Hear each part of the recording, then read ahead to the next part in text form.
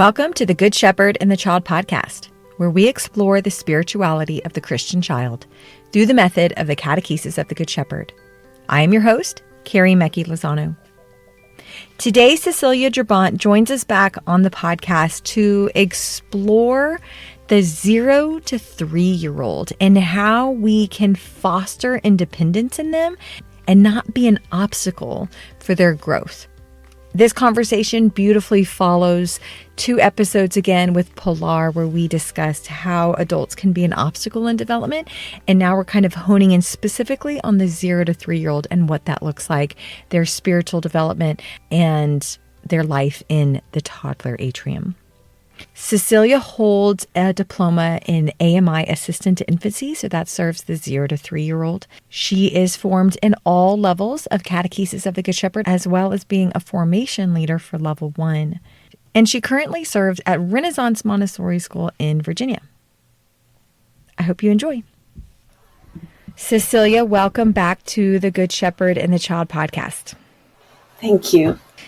I am happy to sit at your feet and learn more about the 0 to 3-year-old child, especially their spiritual capacities and how we as the adult can help them grow in their need for independence and freedom and those limits that we need to provide and all the different tools that we can use to help them grow in these areas that then help them grow in their spiritual lives.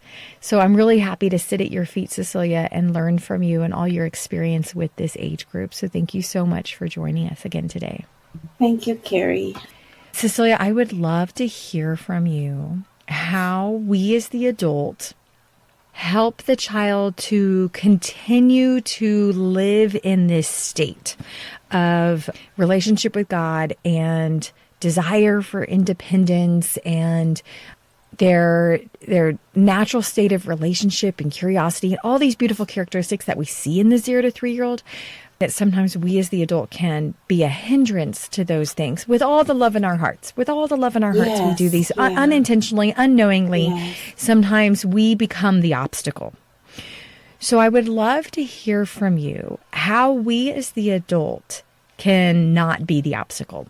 How can we as the adult support all of these beautiful characteristics that naturally already live in the 0 to 3-year-old child in their need and desire and growth and independence, and that how that lives within their spiritual lives? That's a very big question. It is a huge question, and I would love to dissect it over the next 20 minutes or so.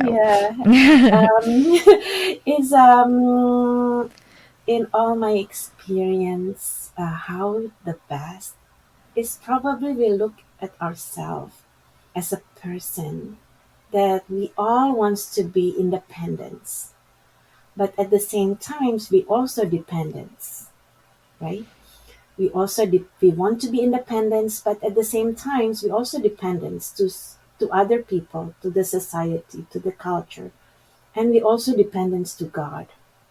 I think if we look at how the child came to the earth from birth, right? At first they live in the mother's womb for, we can say the first time they came to this earth were in their mother's womb, and they are completely dependent on mom. Whatever mom eat, they will eat, right? Whatever the mom's feeling, they will feel. They are one with mom when they come to earth.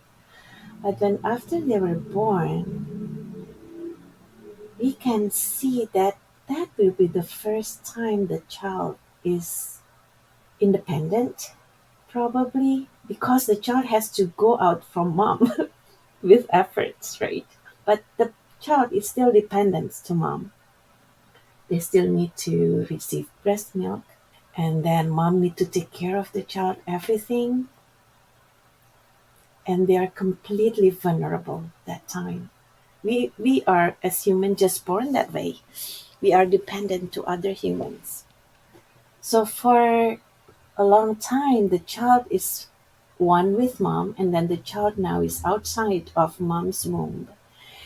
And then slowly from breastfeeding, they will learn to eat more food. And then there will come a time that the child will start to be moving from the arms of mom and then start to move around by themselves and then choose what they want to do, what should they want to grow. And then if we observe the child closely, the child will wants to have a will, for example, to reach a toy that they want to reach, That would be the first time we start to observe a child if we really want to learn how the child have an effort to reach out the toys that the child wants to get. And then we have to see that that's the first time probably the child learned how a struggle in life looks like. You want to get something and then you have an effort to get it. If we look at the child closely, we can see the child make an effort to reach or something. Like, they're trying to reach to a toy. And then as an adult, what we need to do to them, what you are going to do when you see this happening in a child. Are you going to pick up the toy and give it to the child so it's easy for the child to reach it? And we think we are doing a good thing by helping the child to reach to the toy, right? Or we want to encourage the child to get that toy for the child. It's the first struggling probably. And if you want to think more of it, struggles is part of human life, and struggle is never a bad thing. Struggle is something that helps us to grow in our life. Mm-hmm. Same thing with the child. Reaching out of a toy is an effort for them. And then if we we encourage them by probably put the toy a little bit closer, but he still have an effort to get it. And the child will be very happy when they are able to do that by themselves. So probably to help the child to get to their independence, we have to look at the child without giving too much help that the child do not need. Yeah. Right? How many times we thought that we help the child, but actually we destroy that quality. Yeah. I love that quote from Montessori. She said, any unnecessary help is a hindrance to development. So when we are helping the child unnecessarily, we are actually being that block that we were talking about. We are actually preventing development. It's huge, especially for this very young 0 to 3. Again, out of all the love in our hearts, we see them struggling to sit in the chair or to grab the toy or to get up after they fall, whatever it is. And all the love in our hearts, we want to, help them. And we're being a hindrance to development in those situations. Yes, exactly. If we look at ourselves, we like challenges, right?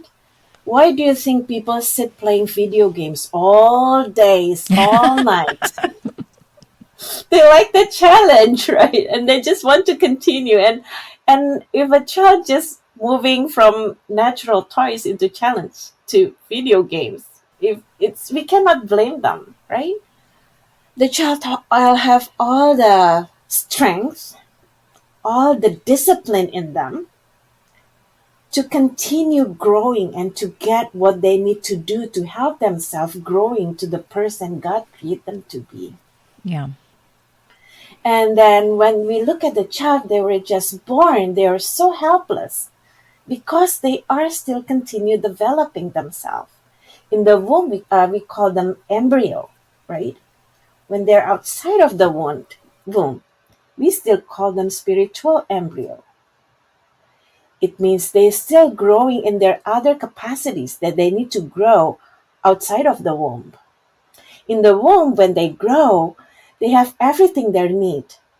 If the science tells us that every growth the child has in the womb, the environment will adjusting to help the development as they need, right? Mm-hmm. The pH levels or whatever the chemicals, all the nutrients, the temperature of the womb, everything will be changing in their womb according to the development of the child. And that even continues after birth, where the mother's body temperature will adjust to may help the baby's body be the right temperature when it's placed skin to skin. Or the breast milk will change as the baby grows to meet the nutrients needs of the child as they're growing. Or if they are exposed to different viruses or illnesses in the air, the breast milk will actually adjust to provide the correct antibodies or whatever is needed for the child to fight the illness before they even have it. My midwife once told me that anybody who might potentially hold my newborn should give me a hug first so that my body will start to produce potential antibiotics, natural antibiotics for the baby if they're exposed to anything. So that environment adjusting continues even post-birth. And then this makes me think as the child's older and now they're moving and grabbing and crawling and walking and then now moving into toddlerhood, that we need to perfect our observation skills so that we can provide an environment that is constantly adjusting to the child's needs. Thank you. Exactly. You said it. Thank you. The right environment will help the child to grow to everything that needs to be grow in that child. I remember in my MI training, my trainer said that. So the progression of the growing and the development has their own timeline. So if something is interrupted during that particular growth in the womb, for example, the growth of the limbs is interrupted, and then the growth will still continue, but the limbs may not grow. How important it is a right environment for an infant grow in the mother's womb to be able to grow in a perfect human body. And then after they grow out and as a spiritual embryo, they still grow their other things that they still need to grow outside of the womb.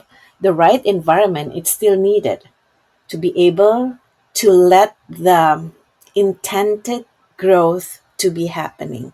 Mm-hmm. Mm-hmm. So that's why it's important, like you said, we observe the child, give the environment, the correct environment for the child to grow.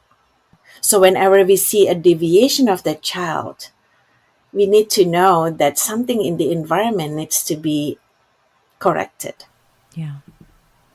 Okay, so could you give some really practical, what does this look like? What does a toddler, a 0 to 3-year-old with independence look like in the atrium? And what does it look like for the adult to be supporting that in a healthy way?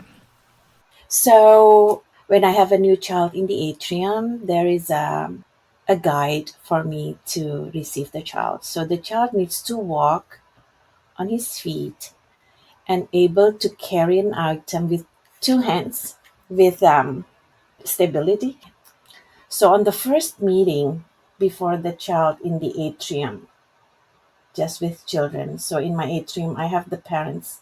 So what I'm going to share is my observation of children in an atrium where the parents are present in that atrium, but in a special section that the parents are not allowed to step in. Mm-hmm. So I made my atrium, I made a section where the parents can sit and observe the child. And there is an atrium section that the child has to be by themselves without the parent. Mm-hmm. So it's a different setting with the everyday in the toddler community.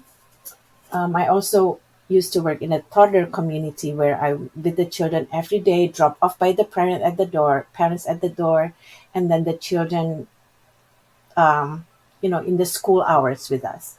But now I'm going to share with you is my setting with the parents. So at the first meeting, I will have the child and the parents come together to meet me without the other children's presence. So by that time, I will let the child to walk in, and the child will walk in very comfortably because the parents are with them. And then I let the child to choose anything the child wants, and I will just be friendly with the child. And the child are happy because they are in the environment that is prepared for them. So they are very happy to be there. And during that time, I will talk with the parents. What is my expectation as the parents if they are coming with their children in that once a week atrium? And then my eyes are looking at the child. What are they doing?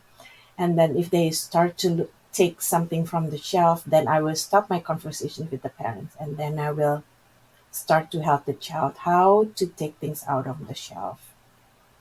And then I collaborate with them how to work. And the child continue working, and I can continue talking with the parents. So that would be my first step. And then so when the child coming the second time with all the other children in the atrium, the parents will stay in their sections, and the child needs to walk into the atrium. So what I do, if you know there is in the nido or when the children still learn to walk, there is a stairs. There is a stairs for the children to practice to going up the stairs and going down the stairs. Yeah, So, the bridge. Yes, the bridge. Thank you. So I put the bridge as a bridge to go to the atrium, because it's very inviting for the child to go up the stairs by themselves, right?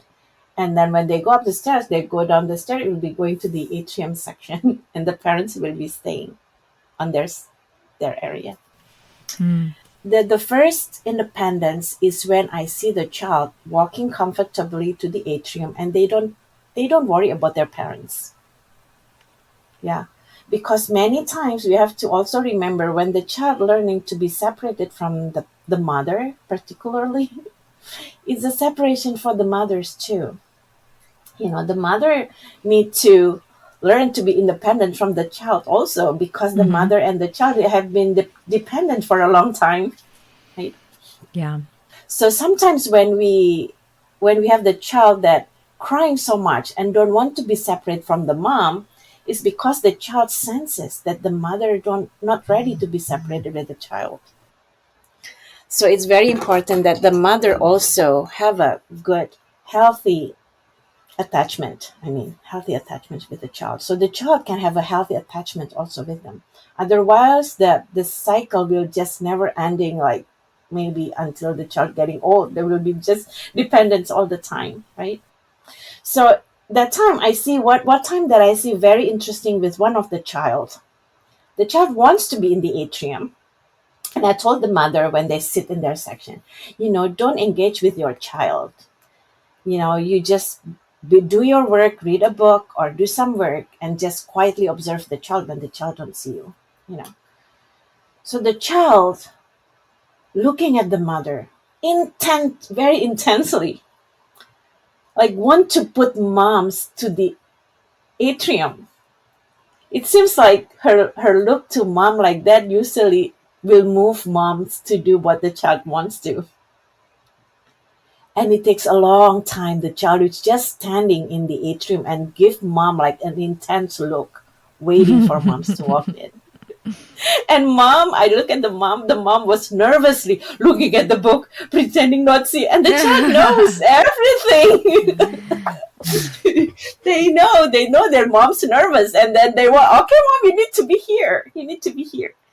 And it takes a long time for the child to understand that that's mom's place and this is my place. And then once the child can let that go, and this is my place and this is not mom's place, and then slowly the child will be independent, choose a work in the atrium, and then we as adult, as the catechist, can start to take our role as a catechist. So I like my role as a catechist is not taking away the role of the mother. Probably I will be the first stranger that the child will slowly begin to trust in us. Because if the child has no trust in us, we cannot teach the child or show the child anything. Because their trust is, of course, will be always with mother. So that's why I go back to the first meeting is the parents meeting with me and the child only. It's also a way to show the child that the mother trusted us. If they can see the mother trusted us, and then the child will begin to slowly trust in us too. And then that way, they can function in the atrium like we hope it's going to be. That's what will be the first independence, if I can say, of a child in the atrium.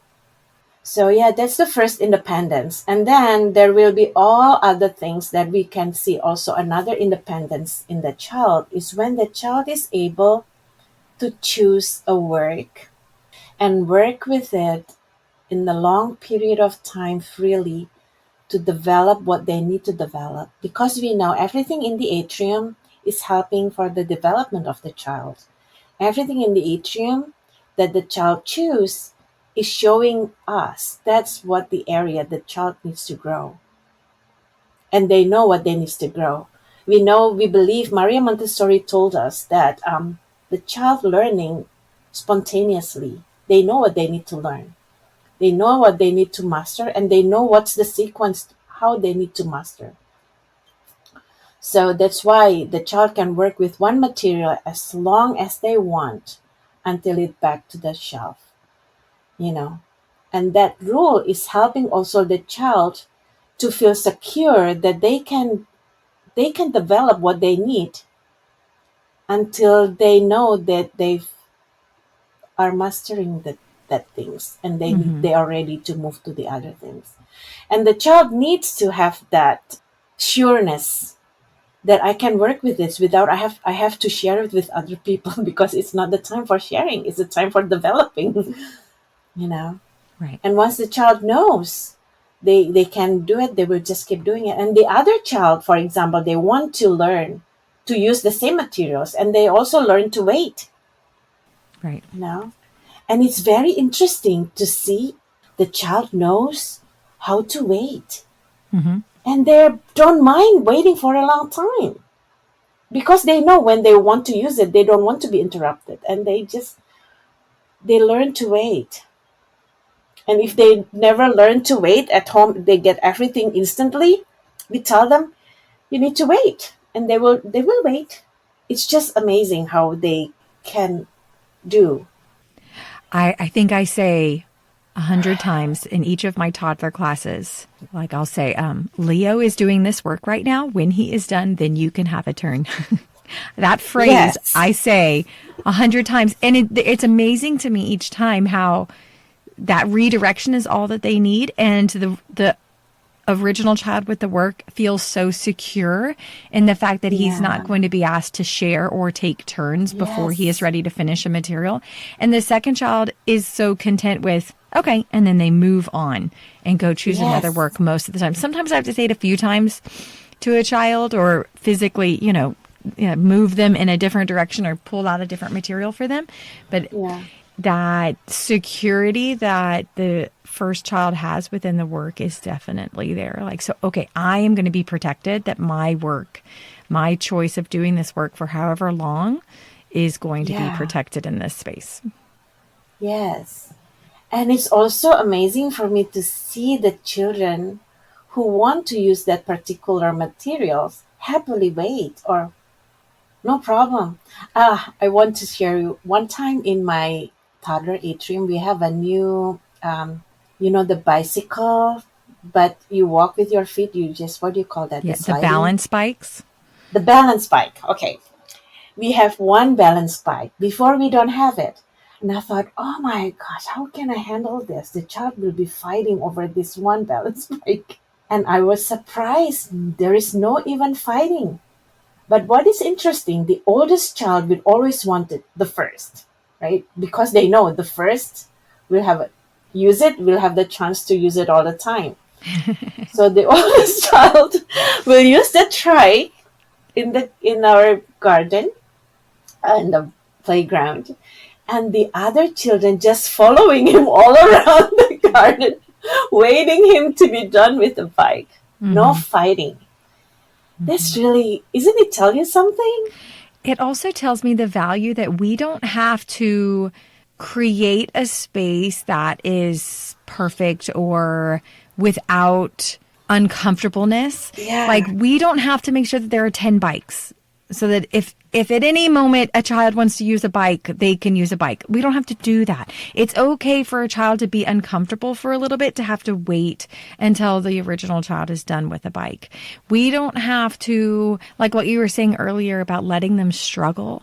Like, we don't have to remove all the struggles. Yes. We don't have to remove all the bumps, the problems, the uncomfortableness, the picking up the mess, all of those things are good.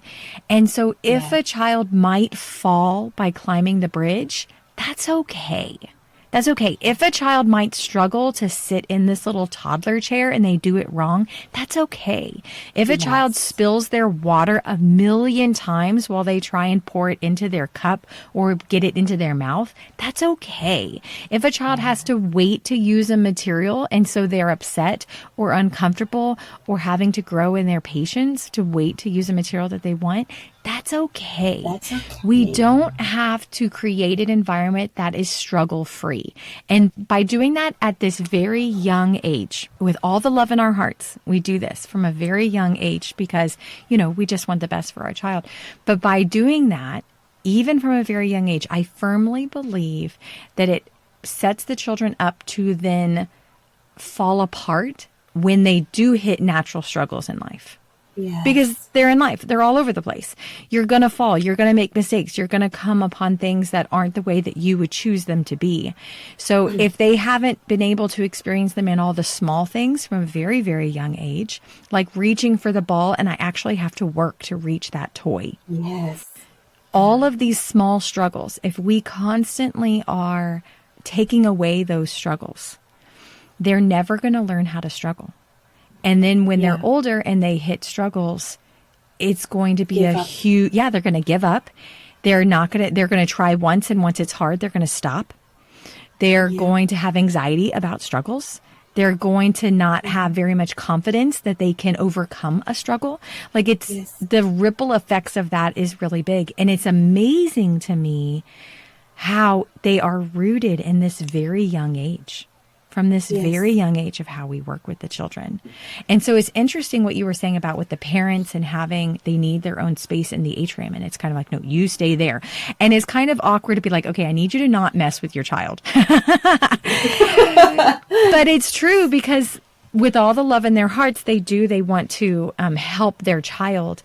And because me, as the catechist in the room, I'm actually going to help your child a lot less than what you would expect. So when your child is trying to sit in the chair and they're struggling, and you see that I'm not helping them, you as the parent thinks, oh, they're waiting for me to do it. Yeah. Like there's that weird pull of like, okay, who's going to correct them? Who's going to help them? Oh, she's not, so she must be waiting for me to do it. And so having that space, like, okay, guys, you may not cross this line. Yeah, it's really useful though. I think I'm going to need that in my atrium. It's also interesting to see that parents cannot handle the child to struggle. Because one time the child was kneading the dough, and sometimes the child, when they ask help, they will just make sound like, and then moving their hands and hoping for help, right? And then when the child do like that, I don't really responding to that kind of things. They need to use their words or they need to work. If I can help, I can help. But the mother, one time, she just cannot wait. And she just walk into the atrium, and help the child, thinking that I didn't respond to the child. Right. And then it was just a disaster. Because all the children start to think, oh, she can be here. Oh, my mom also can be here. And then it's all the things that we said is just like crumbling down. Right. And once it's happened once, it's really hard to pull that back with the 0 to 3-year-old. Like, wait, mom was allowed over here last week. Why is she not back this week? Yes, I agree. Yeah. Yeah. Yeah. So, yeah. Mm-hmm.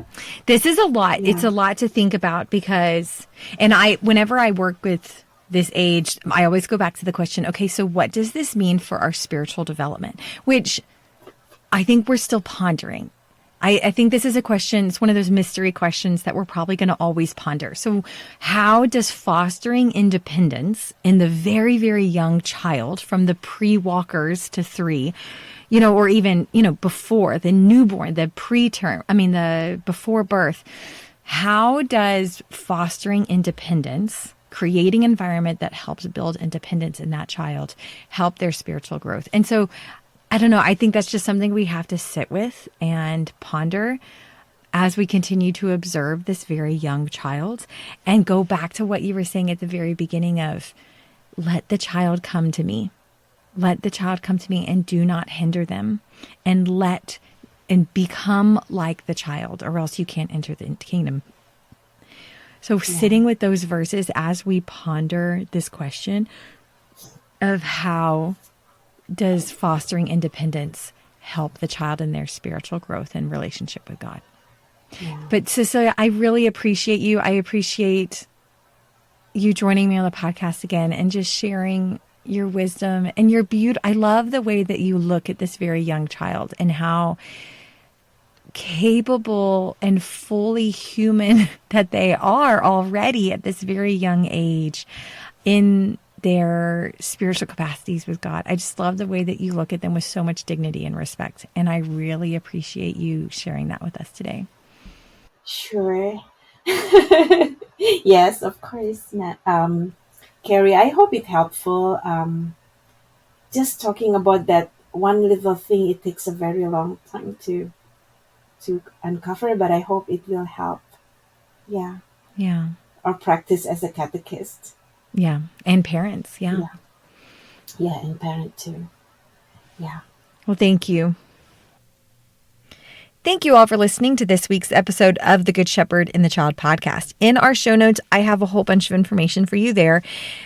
This summer is a great time to get together with some other parents, some other catechists with your community and do a book study, especially over one of our core texts, such as The Religious Potential of the Child, The Joyful Journey, Ways to Nurture the Relationship with God, Life in the Vine, or Religious Potential of the Child for the 6 to 12-year-old. Those are all great examples of good books to do book studies on. And we have things to help you with those book studies. So we have podcast episodes that correspond to different chapters, as well as some book study questions. So in our show notes, I have links for you to be able to access those book studies for level 1 or book studies for level 2, as well as we have a page on our website called Podcast by Series. And on that page, you can pick a topic or a book that you want to know what episodes fall underneath that topic. So for example, Religious Potential of the Child. So you want to listen to this episode that goes with this chapter, or maybe you want to listen to podcast episodes that have to do with all things Montessori, or maybe episodes that are specifically for parents. Joyful Journey, Ways to Relationship with God. So this link will show you how you can access those podcasts by theme. I also put in our show notes all the links to episodes that really follow this theme that we've been on about freedom and discipline. We have a whole bunch of episodes now that correspond with that theme. And so there's links to all of those in our show notes.